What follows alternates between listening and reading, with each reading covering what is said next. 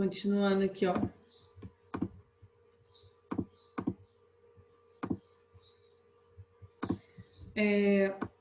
Isso aqui é como se fosse uma panela de pressão, que aí você coloca resíduos orgânicos ali dentro e vai ter decomposição anaeróbica, sem a presença de oxigênio. E aí essas bactérias que decompõem aquilo vão produzir gás carbônico e metano.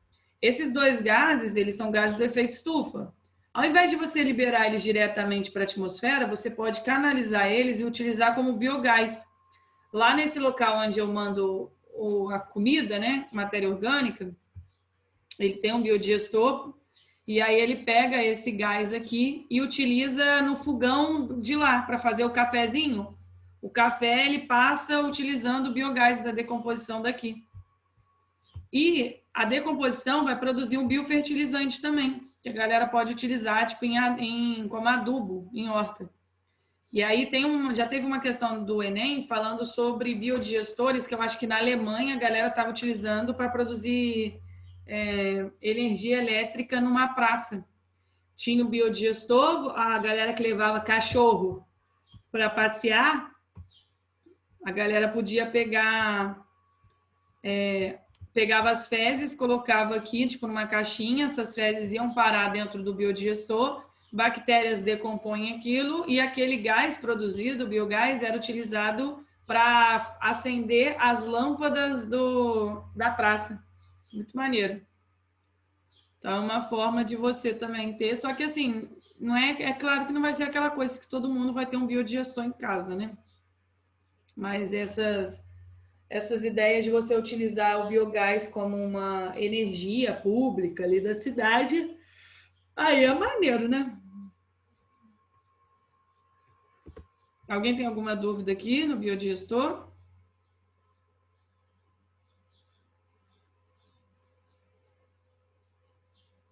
Não, tá tranquilo, professor. E aí outra solução ambiental, né? Reflorestamento, obviamente, porque você replantar, você vai ajudar, né, a voltar com o local, a biodiversidade do local, você ajuda, né, novamente no sequestro de carbono. Aqueles problemas todos que a gente falou do desmatamento, quando você replanta, né, refloresta, isso é bom. Porque quando acontece o desmatamento, podem acontecer também, não sei se vocês já ouviram falar, que é a fragmentação florestal. Você tinha uma floresta super grande e aí você desmatou, você fica só com tipo um pouquinho de floresta aqui, pouquinho de floresta aqui, pouquinho ali. E aí essa fragmentação florestal, os animais não conseguem circular entre esses fragmentos. Tanto que existem os corredores ecológicos, né? A galera às vezes, até em estrada tem isso. Se construir uma estrada no meio de uma mata, o ideal é que você coloque um corredor ecológico, algo que os animais consigam passar de um lugar para o outro sem ser pela estrada. Isso tem também quando tem fragmentação florestal. Deixa eu ver o que mais pode ter de reflorestamento. O maneiro de reflorestar não é plantar só a mesma espécie, então, tipo, vamos fazer reflorestamento, vamos plantar eucalipto. Isso aí tá tudo errado, porque o ideal é você pegar espécies diferentes, né, que podem conviver juntas, porque aí quanto mais espécies de plantas diferentes tiver, maior vai ser a biodiversidade do local. Se você planta somente a mesma coisa, você só vai ter uma biodiversidade bem reduzida. Agora, isso daqui é muito importante, é muito legal. São os sistemas agroflorestais, os SAFs. Pensa num grande produtor, quando ele vai plantar milho, ele tem aquela monocultura de milho, né? Onde você vê milho. E aí, o problema disso é que imagina uma praga do milho chega ali, nessa monocultura, para ela é o paraíso, né? Tem comida aos montes, não deve ter muito predador, vai se reproduzir muito rápido. O produtor vai ter que usar muito inseticida, por exemplo, para controlar, isso pode dar problema. Se você planta a mesma coisa, o solo pode ficar pobre, né, e tal. Nos sistemas agroflorestais, ao invés de você ter uma monocultura, você faz consórcio com espécies arbóreas diferentes. Em um mesmo local, você pode plantar banana, café, abacaxi, andiroba, açaí, copaíba, várias coisas diferentes. E isso é bom para o solo, porque você vai ter diferentes nutrientes ali no solo, diferente matéria orgânica, tem acúmulo de biomassa, o sequestro de carbono é aumentado, você pode ganhar economicamente com tudo que você está plantando ali, não necessariamente só com um produto. Esse sistema agroflorestal pode ajudar a recuperar alguma área degradada, porque vai voltar a ter vida aquele solo, né? E vai fazer a ciclagem dos nutrientes ali. Às vezes uma praga que der no milho, tipo, tem milho aqui, tá dando uma praga no milho. Ah, mas a copaíba, ela atrai um inimigo natural da praga do milho. Então, olha que coisa boa, né? Você não vai precisar ficar utilizando muito inseticida, porque a própria natureza atrai inimigos naturais daquela praga, né? Outros insetos que podem ajudar a controlar a população daquela praga. Então, os sistemas agroflorestais são lindos, não precisa ser um espaço muito grande. Eu já conheci um local que a pessoa ia começar a montar um sistema agroflorestal. Você já tinha ouvido falar disso? Professor, então esse sistema eu vou plantar no meio da floresta. Não no meio da floresta. Você vai criar uma floresta no seu terreno. Não precisa ser no meio da floresta. Você tem um terreno e você quer fazer um sistema agroflorestal. Você vai montar uma mini florestinha sua. Não é invadir a floresta para plantar, não, tá? Você cria a sua própria mini floresta. Isso é bom, aumenta a biodiversidade do local, é ótimo.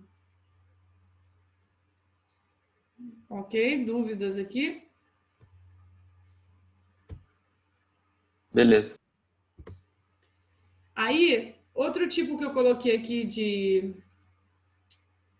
biocombustíveis, né, de soluções ambientais, existem alguns tipos de biocombustíveis que são ótimos. Por exemplo, a galera está estudando utilizar algas como biocombustíveis e tal.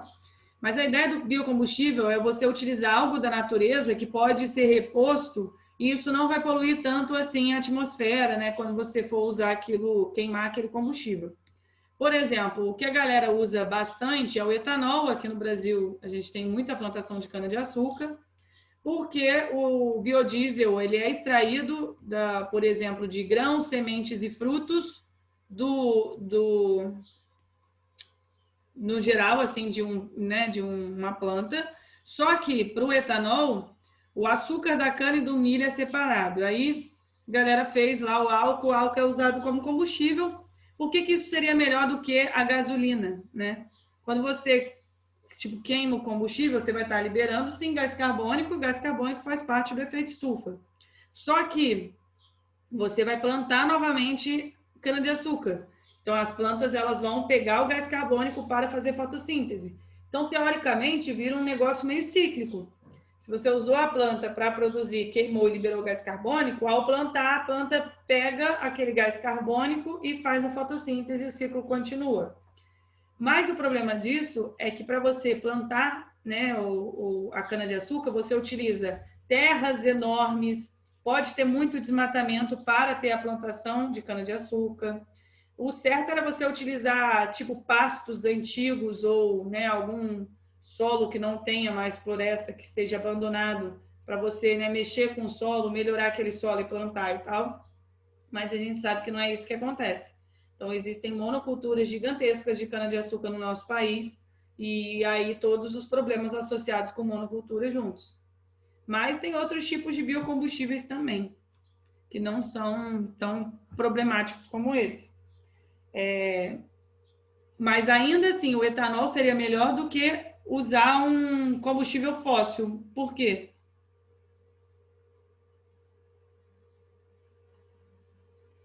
Por que ainda é melhor usar o etanol do que a gasolina, por exemplo?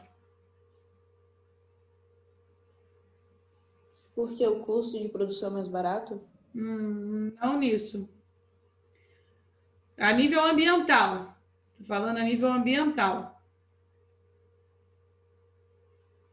Pensa assim, a gasolina vem de onde?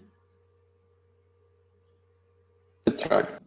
Petróleo. Petróleo é um acúmulo de carbono que fica debaixo da terra. Se ninguém mexesse com aquele petróleo, aquele carbono ia ficar estocado lá debaixo da terra, sabe-se lá há quanto tempo. Quando você pega aquele petróleo, transforma em gasolina e queima, você está pegando aquele carbono, liberando na forma de gás carbônico, ele vai para a atmosfera. Mas não é uma parada cíclica. Aquele carbono não vai voltar para debaixo da terra. Uma vez queimado, já era, foi para a atmosfera, né? E aí, ao contrário do tipo da cana-de-açúcar, você planta, aí você plantou, utilizou o etanol, queimou o gás carbônico, foi para a atmosfera. Mas aí você, ao plantar de novo, a planta consegue pegar esse gás carbônico e fazer fotossíntese, vira uma parada cíclica. Agora, quando a gente fala de combustíveis fósseis, não, né? Você pegou aquele carbono que não queria para a atmosfera e agora você está adicionando cada vez mais. Então, biocombustíveis são melhores por conta disso, né? É uma parada mais cíclica. Mas no caso da cana-de-açúcar tem uns problemas aí também. E, para finalizar, existe a biorremediação. Eu acho até que tinha um outro slide melhor. Deixa eu mostrar aqui para vocês. Consegui abrir,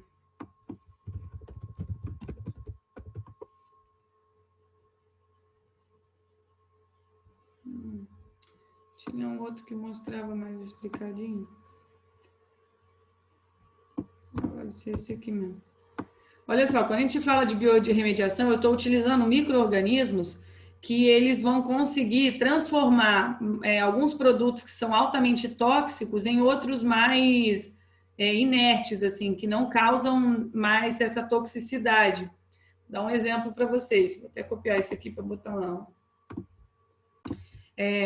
Na época da graduação, eu fiz uma minha iniciação científica com biorremediação. Eu trabalhava com metais pesados, um solo contaminado com metais pesados, e aí a gente utilizava fungo na biorremediação. A gente percebeu que alguns fungos, quando eles estavam presentes nas raízes de algumas plantas que estavam nesse solo, os fungos pegavam aqueles metais pesados, transformavam eles em poluentes, né, em produtos que não eram tão tóxicos assim, e essas substâncias não iam para a parte aérea da planta. Se a planta chegasse para tentar colonizar, né, esse solo, sem o fungo, a planta não conseguiria ficar, porque o metal pesado ia ser absorvido pelas raízes, fazia mal para a planta, ela morria. Na presença desse fungo, que é um fungo micorrízico, né, que vive nas raízes, a planta conseguia sobreviver. Então, essa é a biorremediação.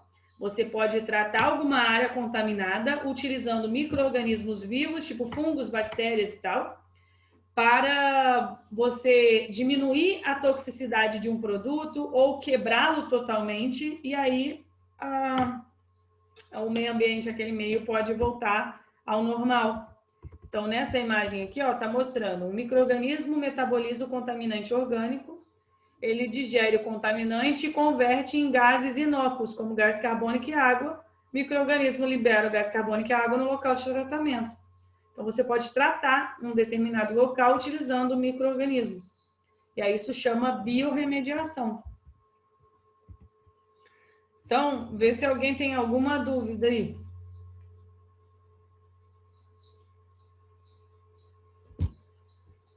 Não? Que aí a gente finaliza aqui. E aí, na semana que vem, vai ser... Professor, eu não entendi muito bem essa biorremediação. Pensa um solo contaminado com metal pesado. Um micro-organismo, ele pode chegar lá, pegar aquele metal pesado e, tipo, quebrar ele ou transformar ele em uma substância diferente que não seja tóxica.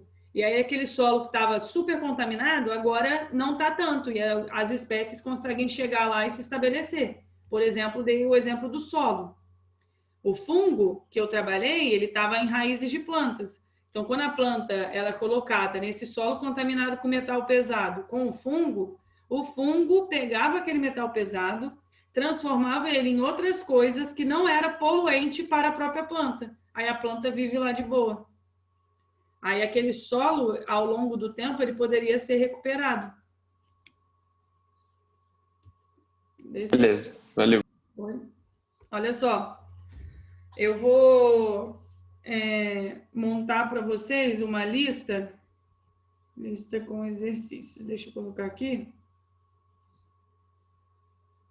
Vou montar para vocês uma lista, porque a nossa prova é no dia 19, e aí na semana que vem, a gente na nossa aula pode corrigir e tirar dúvidas, porque a prova vai cair sobre sucessão ecológica e desequilíbrio dos ecossistemas e essas soluções ambientais.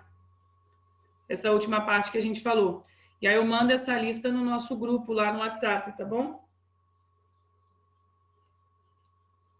Beleza. Ok. Então, um bom resto de semana aí para vocês. Tá bom, professor. Você também. Tchau, até mais.